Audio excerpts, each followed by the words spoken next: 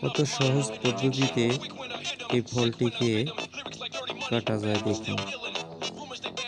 প্রথমে ছুরি দিয়ে কাটানো হয়, কাটিয়ে